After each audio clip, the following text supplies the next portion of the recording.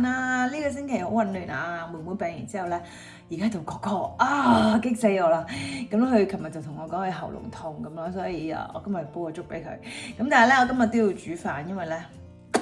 叫咩啫佢啊？呢個淮山我之前買咗推起鋪未煮啊，咁咧同埋要準備幾個 pet meal 係呢幾日嘅lunch同埋晚餐啦，咁我就決定炒咗佢。我有啲雞髀肉，咁咧就醃咗噶啦，咁啊炒呢個加啲雲耳，咁應該會好似中式啲咁，我哋一齊試下啦，好唔好 ？Yes， 好啦，而家嚟處理呢個新鮮山楂，咁呢個咧就喺土耳其鋪買嘅，咁我咧之前咧係以為佢係牛蒡，傻咗，點知原來係山楂嚟嘅。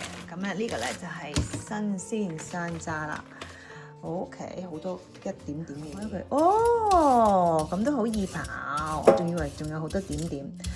哦，就係平時咧乾身嗰隻山楂煲湯嗰啲。就係咁嘅，咁我就先會用滾水焯一焯佢，因為我唔知點樣先為之熟啊，所以咧煮一煮滾水烚一烚佢，跟住咧先攞去炒咁樣咯。我諗，哎呀唔記得浸雲耳先，而家即刻浸雲耳先。OK， 我處理咗呢條山楂，跟住就切埋佢，跟住就可以煮飯啦。好啦，我想講咧。呢嚿嘢咧係滑潺潺，好多黏性嘅，好多黏性嘅嘢嘅，好難處理啊！但 OK 嘅，我都唔知點樣切好，我當佢普通有個西蘭花喺度嘅洗緊，我當佢普通蘿蔔咁切，我都唔知，好滑潺潺啊！哇，見到黏住啊 ！OK， 處理咗佢先。好啦，而家咧就先煎咗啲雞髀肉，呢個咧係3隻嘅雞髀肉嚟嘅，同埋咧就食咗3隻，咁同埋就蒸咗，之前又想蒸咁樣啦，咁我就隨整咗，咁咧就醃埋一次過醃埋，所以我醃咗1日嘅呢個，咁樣就應該入味啲。今日個火好大啊，開到，所以咧，哇，真係好快脆燶啊先，好嘅，咁我啲油好熱啊。煎埋另外嗰邊，咁咧我咧頭先處理嗰個淮山嗰時咧，好滑潺潺，跟住我就出水，就係啦，嚟過一過水咁樣咯。我唔知點樣為之熟喎，就未煮過，所以好緊張，唔知最後出嚟係咩效果。好啦，落埋啲淮山同埋西蘭花落去，一次過兜，用翻頭先嗰啲油。知唔知啊？好緊張啊！唔知講咩好啊我。就算有啲紅蘿蔔，落埋啲紅蘿蔔係好似靚啲。好，落少少紅蘿蔔落去，係咪真係靚啲啊？3隻顏色咁樣。咁煮幾耐咧？問好，黑人問好，煮幾耐好咧？仲有雲耳啊，仲有雲耳，好，落埋雲耳落去。我好中式嘅呢個中式小炒，我即刻有個雲耳就。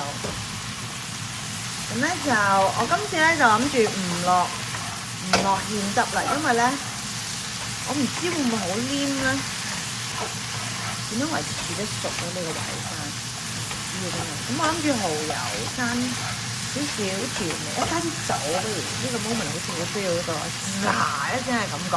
好啦，嚟啦噃，睇下炸唔炸到先。哇！有啲酒香。即係幾時為之熟咧？啲紅蘿蔔冇咁快熟㗎啦，係咪先？啲淮山係咪好似咧透明嗰啲定係白嗰啲咧？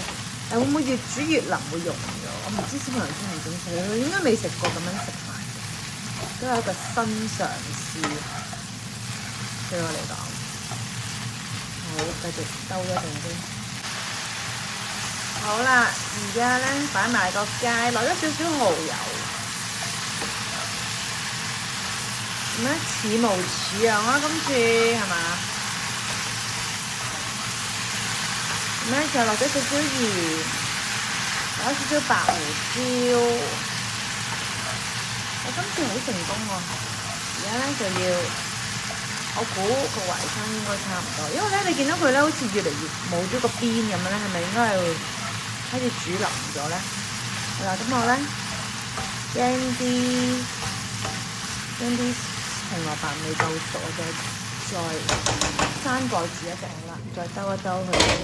咁我咧跌歪咗個鑊，我係好需要一個新鑊。有冇個牌子啊咩介紹俾我？有就留言俾我話我知，或者夾埋。因為咧我實在真係唔知用咩鑊啊！而家咧又話呢個又會致癌又喂新餸啊，正唔正啊？呢個係淮山，使乜試味？好香啊！係咪好香啊？好，我要俾你試味，試一試味先。我自己都好緊張，唔知道好唔好食。媽咪第一次咁樣整，我今年唔加汁俾你哋啦。我試下咁樣先。我攞個碗仔俾你。可以啊，加中唔中意啊？好粉喎，好粉係咪咁嘅咧？又覺得需要個芡汁。咩嚟㗎？呢個係淮山，需唔需要汁啊？你覺得？需要啊？係咪好似要加翻個汁好啲咧？